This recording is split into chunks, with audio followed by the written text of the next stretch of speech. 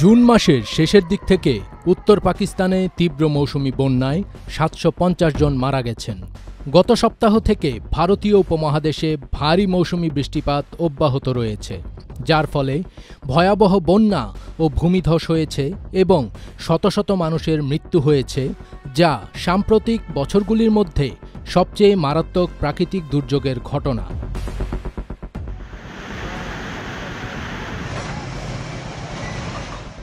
গত শুক্রবার উত্তর পাকিস্তান এবং ভারতের পাহাড়ি অঞ্চলে মেঘ ভাঙনের ফলে ৩০০ জনেরও বেশি লোক মারা গেছে, যেখানে প্রতি ঘন্টায় ১০০ মিলিমিটার বৃষ্টিপাত হয়।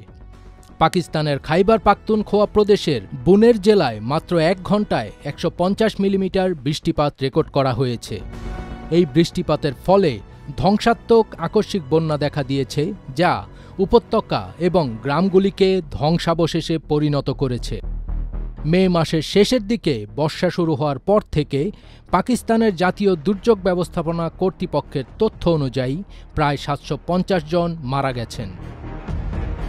পাহাড়ি বুনের জেলার একটি গ্রাম বিষ্ণই সাম্প্রতিক প্রবল বৃষ্টিপাতের ফলে সবচেয়ে বেশি ক্ষতিগ্রস্ত হয়েছে। ১৫ই আগস্ট থেকে উত্তর পশ্চিমাঞ্চলে বন্যায় প্রায় ৪০০ জনের বেশি লোক মারা গেছেন, যার মধ্যে বিষ্ণই গ্রামে মারা গেছে ২০০ জনেরও বেশি মানুষ। ১৫ই আগস্ট শুক্রবার সকালে প্রবল বৃষ্টিপাত হয়েছিল এবং গ্রামবাসীরা যখন ভোরে ঘুম থেকে উঠে কাজে বেরিয়ে যায়, তখন তারা বুঝতেই পারেনি যে পরিস্থিতি কত দ্রুত পরিবর্তিত হতে পারে।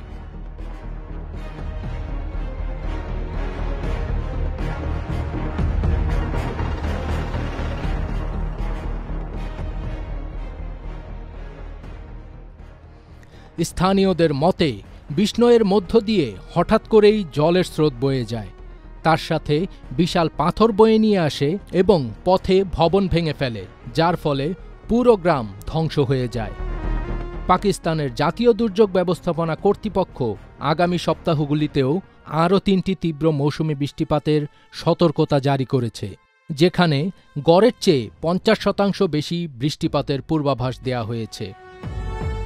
লাহোর, ইসলামাবাদ এবং রাওয়ালপিন্ডিতে বন্যার ঝুঁকি বেড়েছে। করাচি এবং হায়দ্রাবাদ সহ দক্ষিণাঞ্চলীয় জেলাগুলিতে বন্যার সতর্কতা জারি করা হয়েছে।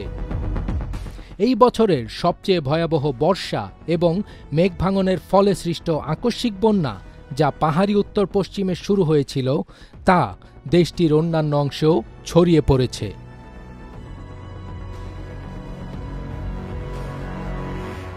ফাজবির তাজ, ATN বাংলা।